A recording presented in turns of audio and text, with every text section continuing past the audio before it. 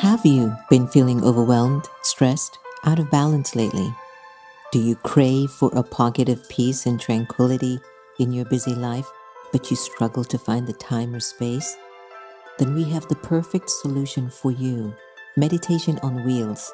It's an RV sanctuary traveling in the metropolitan Washington D.C. area, offering transformative meditation experiences. It's a movable oasis of calm at your doorstep. Book us today to come to your business, school, government space, or event. Why? We bring the calm to you. meditationonwheels.com. Hi everyone, welcome back to The Next Normal. I'm your host, Sister Jenna. We're looking at part 2 of what do men want? And how do we understand them more, especially as women? I get an idea that kind of men understand each other naturally. There's like some sort of a coat of arms that men use or have within each other. Perhaps a little bit like women. Women just, perhaps they have this ability to open up a lot about what they're going through. But when you're in a relationship, it can be sometimes a little bit daunting. You sometimes lose yourself. You sometimes maybe gain yourself. But I'm hoping that this particular conversation with Kessa Callender, who has been in construction, his own business, a lecturer, a teacher for Raj Yoga meditation, an explorer of the world, I just wanted to be able to go into his heart and into his mind and help us to understand, what do men want? Who are they? How do we understand the male and the female dynamics? What should we do with our young boys? How do we train them for the future? So let's go to Kessel now and find out a little bit more about the heart and the soul of a man. Kessel, thank you so much for coming back and joining us. Part 2. Part 1 was so good, we had to do a part 2. Oh, thanks again for inviting me back. I thought after part 1 is like, We had closed off on a very deep topic. We closed off on a deep topic where we were looking at I don't know if it was the emotions of a man or what is it that he thinks or feels. I shared with you that as a woman, before my spiritual awakening, I'm not planning to be in any relationship right now. I'm quite boring. But it is just so uncomplicated, FYI. But back in the day, when I was there, for me, a man represented protection and friendship.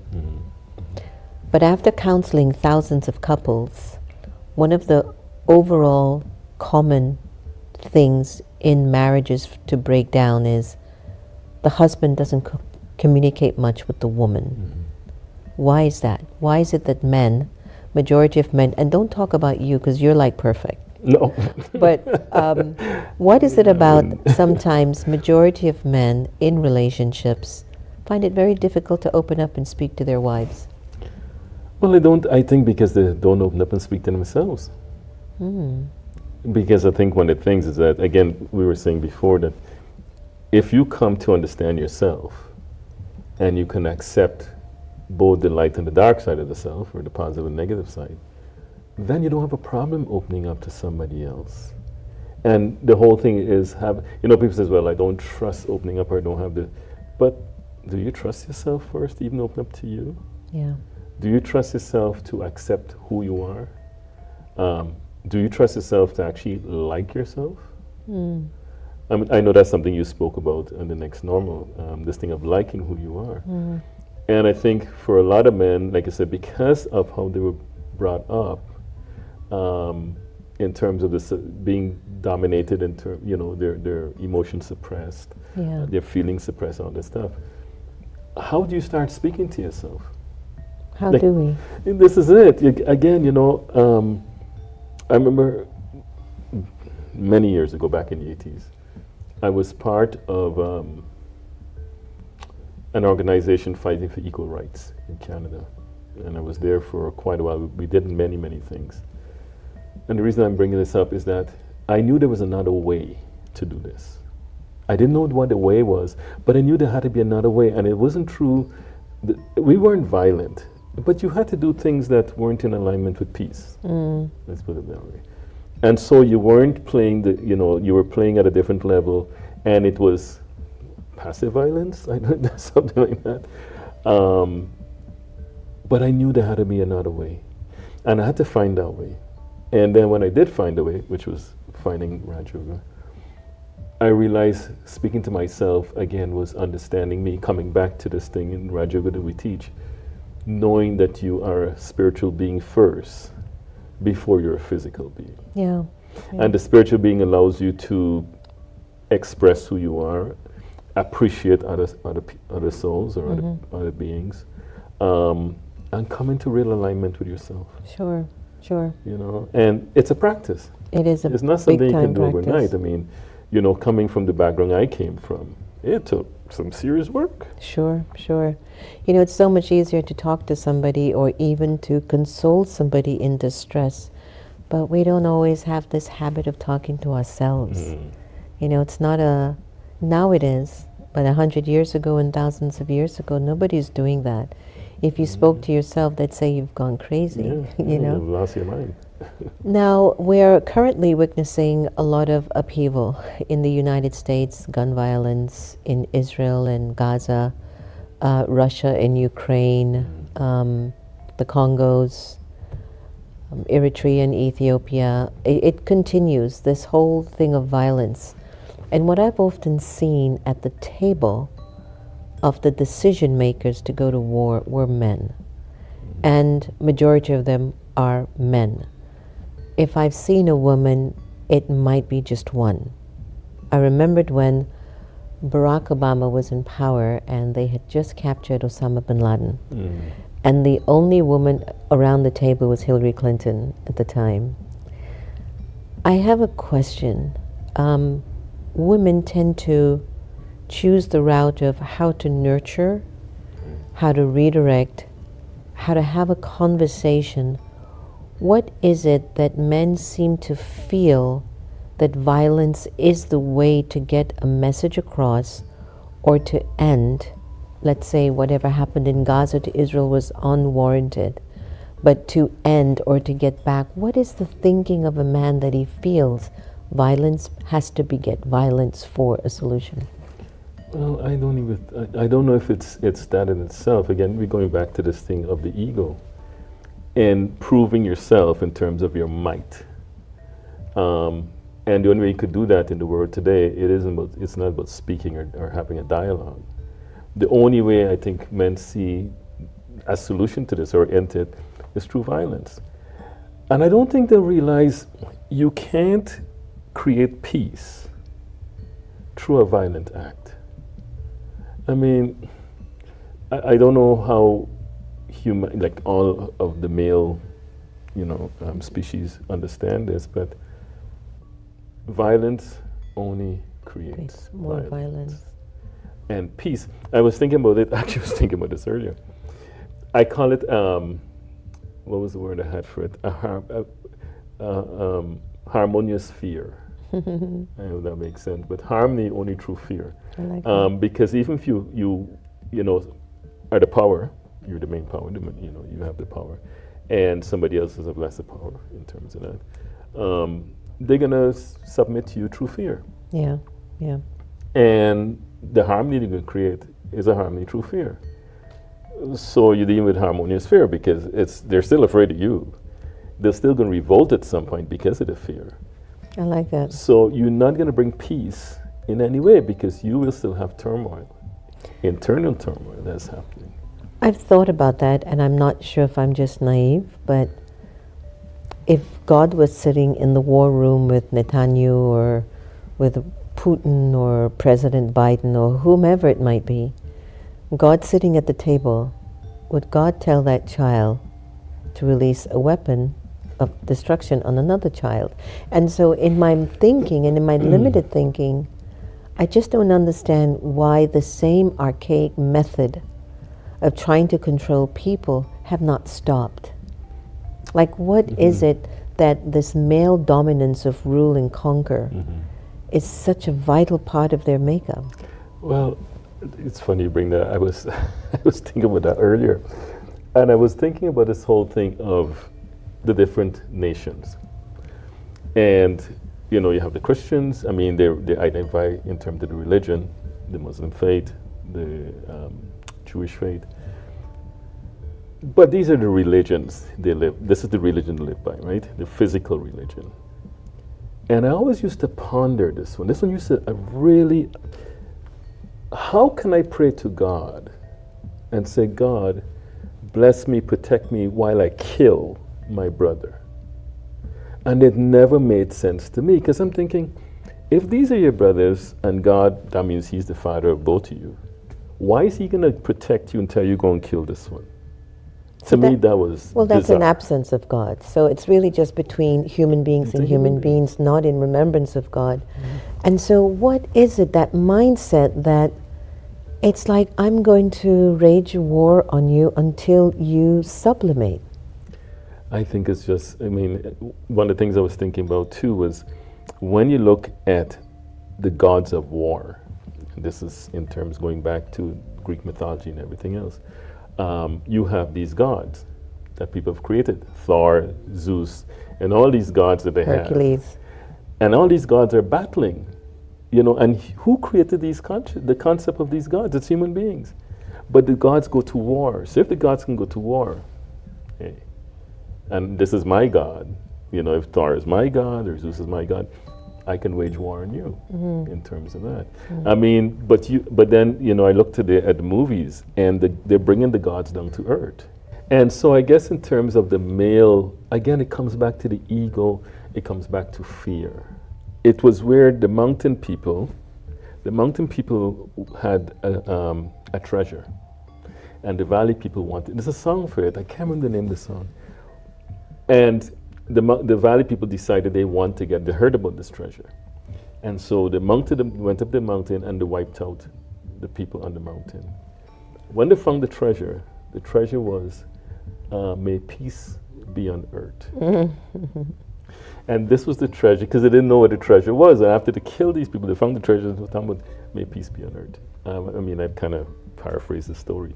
Sure. But I always loved that song. Yeah. Because, you know, what drives, like you were asking, what drives people to do drives that? a woman to hurt another To person? hurt another person. Yeah. You know, like what do you have in your mind when you can look at someone and decide, you're not worth anything, I can take you out, you're lesser than. Yeah. And it's got to be a certain consciousness that promotes that kind of thought. That's what it is. It definitely has to be an internal shift. When I came into my awakening, I was so gung-ho and ready to go change the world. And I realized that that's not going to be possible if I don't change myself. But I'm almost becoming skeptical. I can't even believe I'm saying it.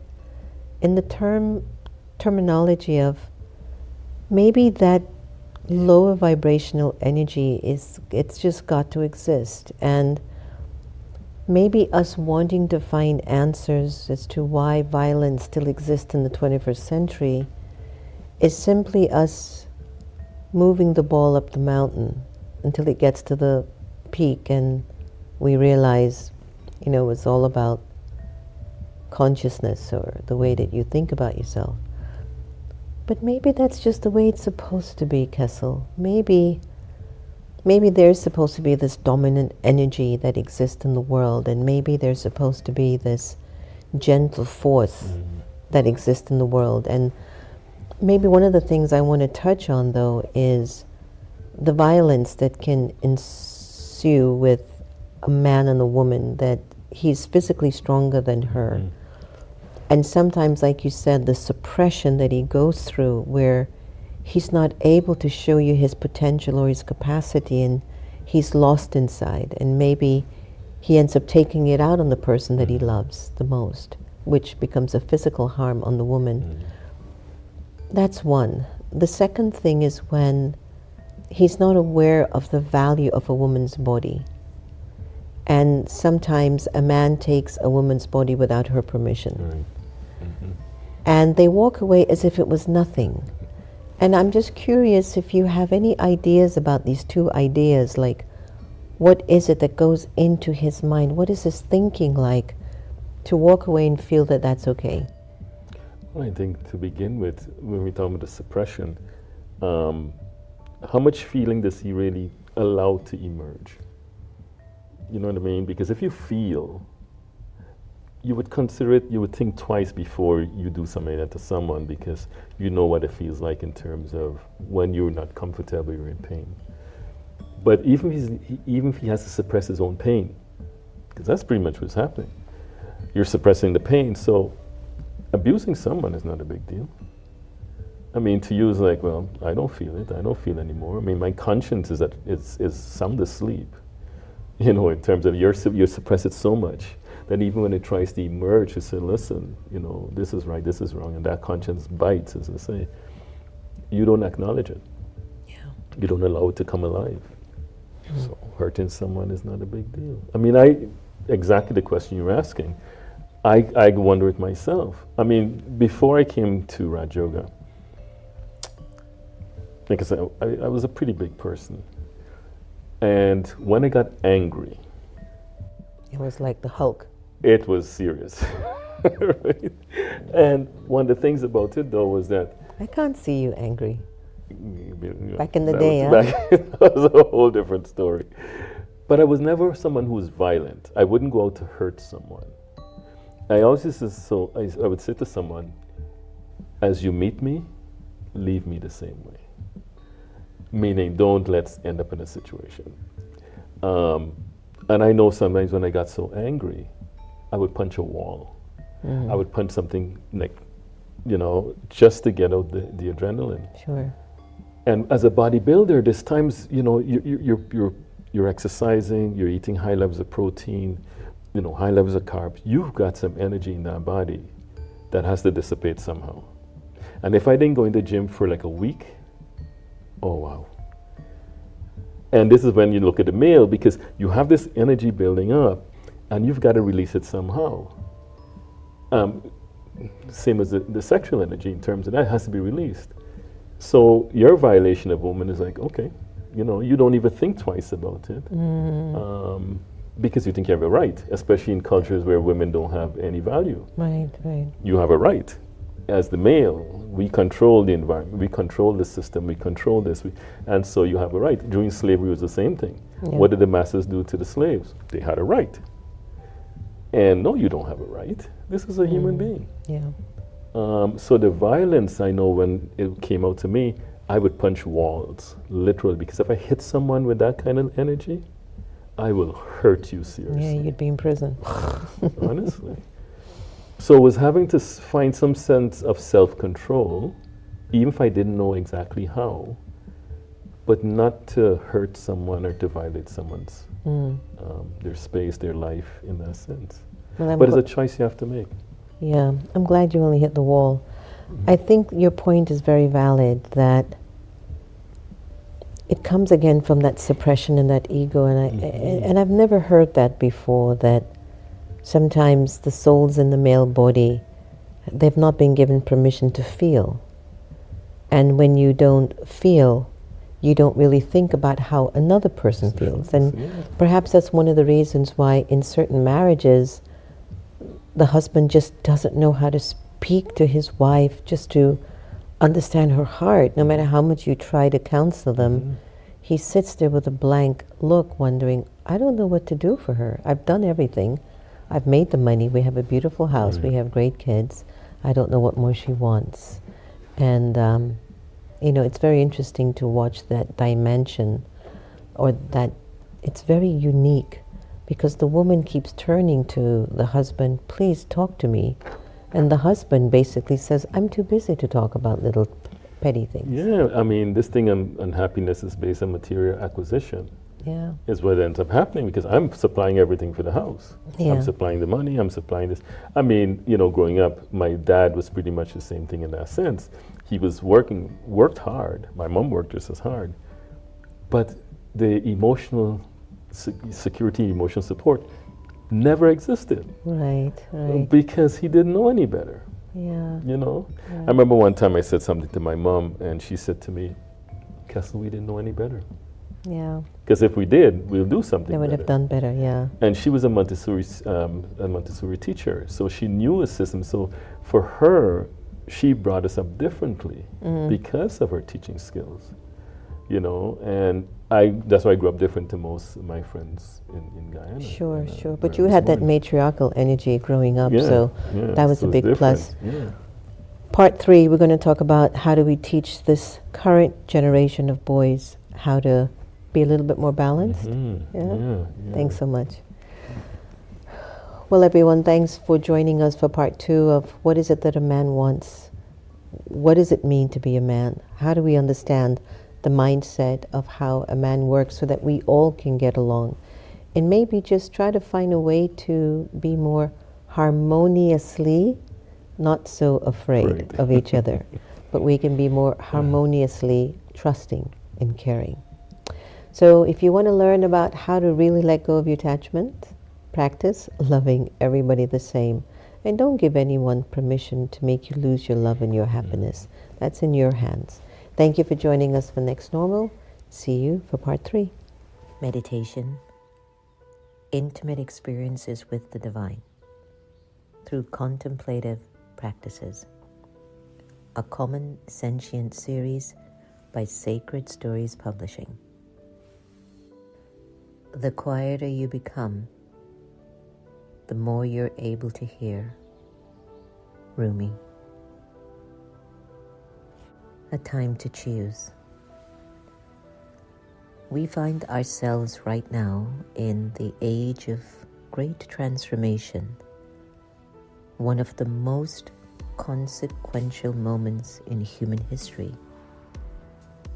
These are indeed the times that the great prophets and seers throughout the millennia have spoken about. Mankind has experienced and survived many eras of tremendous change, of course, yet with each turn of the spiral, the permutations become more amplified, as if there will be one final revolution of the cycle that turns it all around so we can start anew once more.